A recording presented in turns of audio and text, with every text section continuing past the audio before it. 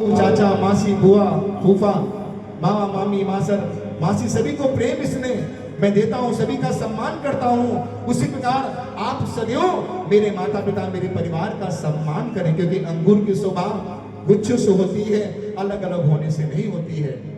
तो हे प्रिय, सदैव सबका सम्मान करना, मान सम्मान के साथ में हमारे परिवार की शोभा बढ़ती है, और जहाँ प्रेम होता है वही आनंद जीवन में आता है। तो हे प्रिय, ये पहला वचन आपको स्वीकार है, जोरदार ताली हो जाए। पहली भावर का ये पहला वचन है, पहली भावर का ये पहला वचन है, बोलो पूर्व जी अब क्या मन है, बोलो बोलो बोलो पूर्व जी अब क्या मन है। तो पहला वचन स्वीकार है। बहुत सुंदर, तालियां हो जाए पर पूरी के लिए भाई। इतनी दूर से चल के आए हैं,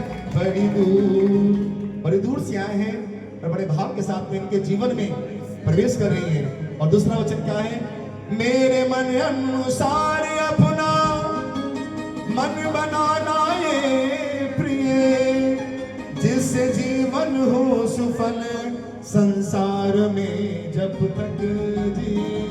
अर्थात जिस बात को कहूं उसी बात को सदैव समझने का प्रयास करना, मेरे मन के अनुसार अपने मन को बनाना। वो कैसे बनाएंगे?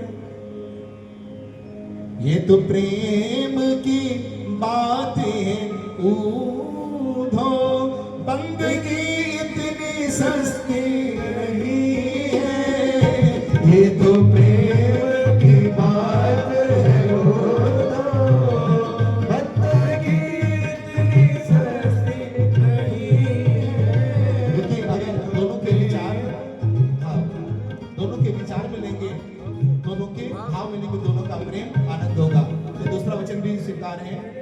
और तीसरा वचन क्या है, क्रोध तज देना लड़ना, देह रख कर तुम कभी, क्रोध यदि कोई करे तो मौन हो सहना सभी।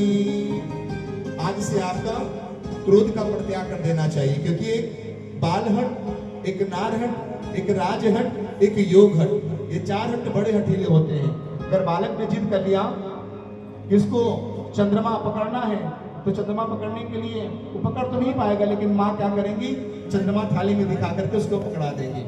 राजा भी जिद करता है कि दूसरे राज्य में आक्रमण करना है तो कर देता है।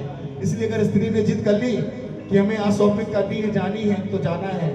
हर प्रकार से वह क्रोध, जरा सी कोई बात आपसे नंद ने मजाक में कह दी तो उसका जवाब मजाक में ही देना, कभी क्रोध मत करना।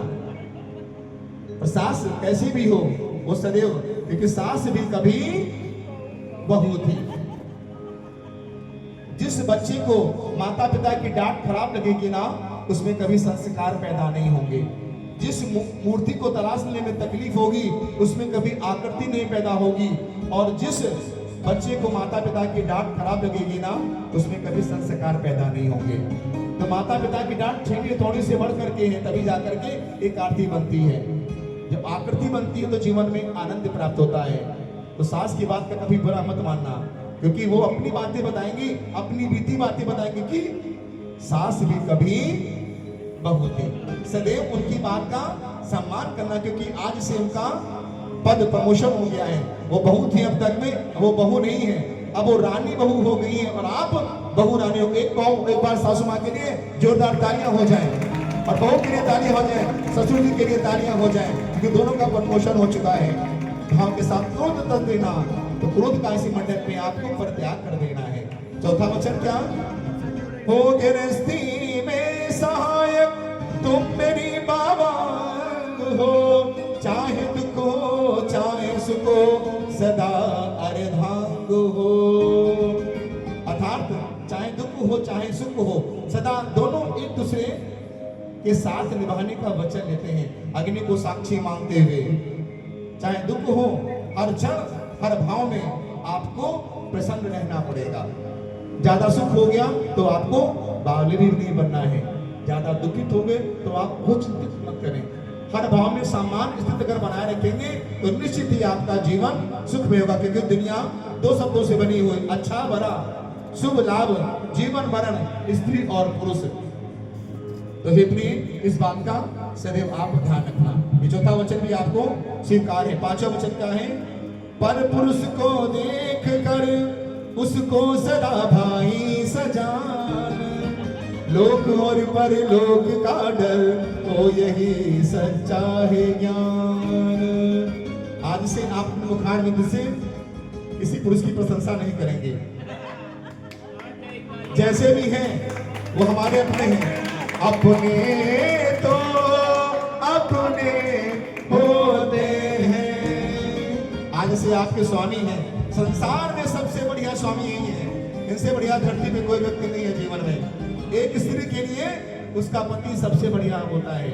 वो एक अच्छा दोस्त होता है, एक हमसफर होता है, एक जीवन साथी होता है, एक पति परमेश्वर होता है।